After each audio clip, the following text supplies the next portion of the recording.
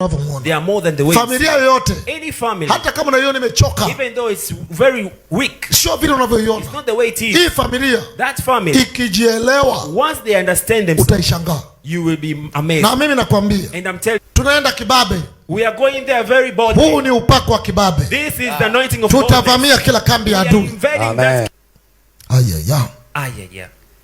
Siku ya saba, the seventh day, ni siku muhimu sana. Is the important day. Ni siku ya ushindi. Is the day of victory. Siku ya kupokea starehe yako. You to receive your rest. Mungu akastarehe siku ya saba. And God rested. Mungu akapumzika siku ya saba. God rested on seventh. Leo, today, tunaenda kutumia upako wa nguvu zote tulizopewa. To use the anointing of all the power. Kila kambi ya adui lazima ianguke mbele yako. Amen. To fall before you. Familia yako kufunguliwa ni lazima. Your family to be delivered.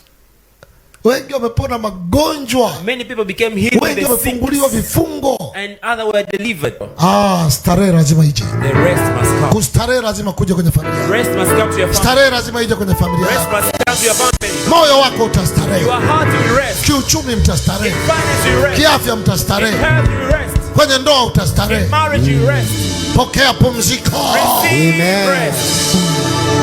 Bible nasema siku ya saba. The Bible says on the seventh day, Bwana akapumzika. Lord had rest. He rested on seventh day. Leo, but today, nataka kwa silaha zote, I want with all weapons, tutaenda kuzitumia. We are going to use them. Zozote alizotupa Bwana. All weapons which we give, tutaziachilia kwenye kambi ya adui. We will release them to the camp of the enemy. Lazima adui enemy must aachie kila kitu chetu na cha kwake. Release all things and his sisi hatuchukui chetu tu na chake. Don't take our things but you take his. Sisi alichukua vya kwako, tunachukua na vyake. We are taking his things. Mradi ni mtu wa giza. As long as the person Bible inatuagiza. The Bible says kila mmoja utaenda nyumba ya Wamisri. You must go in the house of Egyptians. Leo tukiwa hapa na ukiwa nyumbani kwako, utaingia nyumba ya Wamisri. Utaingia nyumba ya kambi ya adui zako. Hatutaogopa. We will not fear. Sisi ni zaidi ya washindi. Hii ni vita. This is war. Na washindi. And we are winners. Yes.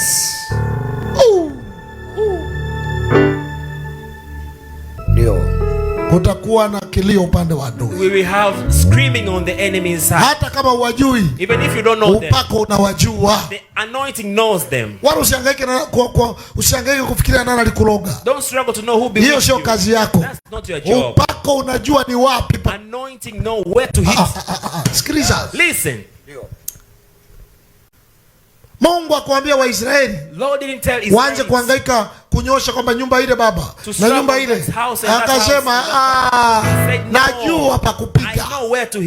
Nyie fanyeni ninachowaelekeza. Chukua damu, paka kwenye milango. Nyumba yote isiyo na damu inahusika kupiga watoto wangu. Nitaipiga kwa jina la Yesu.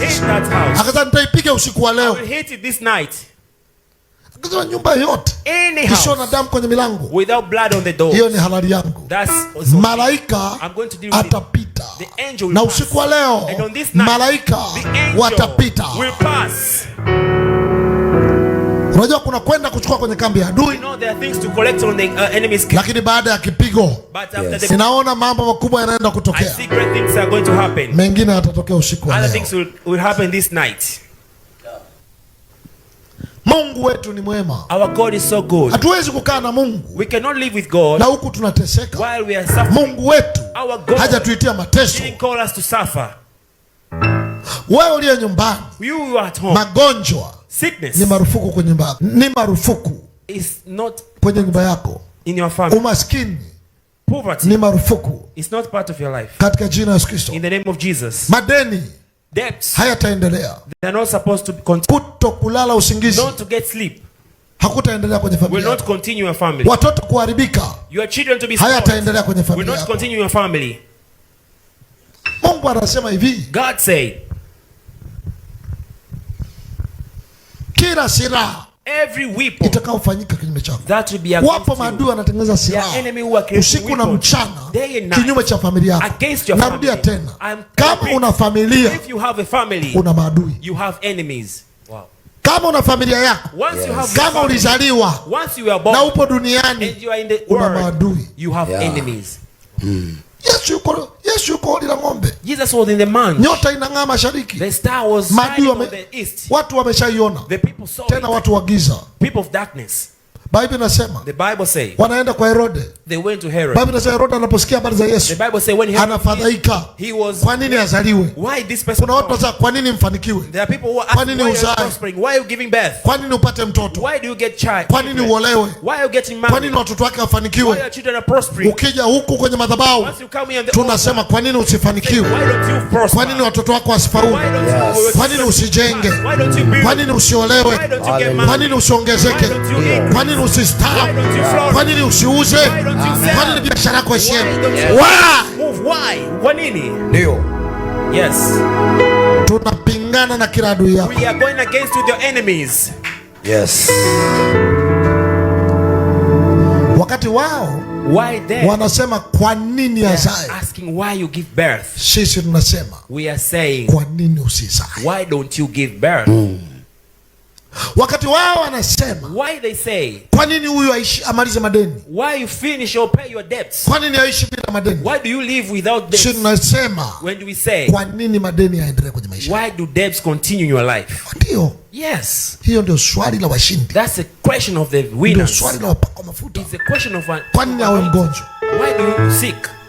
Wanafunzi wasema and the disciples ask kwa nini wewe kipofu? Why this person is blind?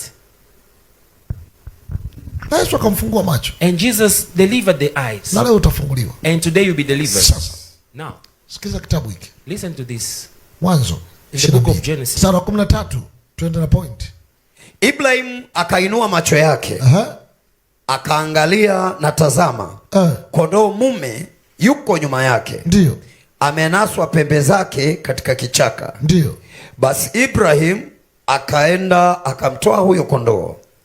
Akamtoa awe sadaka ya kuteketezwa badala ya mwanawe. Ndio. Ibrahim akapaita mahali hapo Yehova Yire, kama watu wasemavyo hata leo. Ndio. Katika mlima wa Bwana, itapatikana tu. Yes. Katika mlima wa Bwana mambo yatakuwa sawa.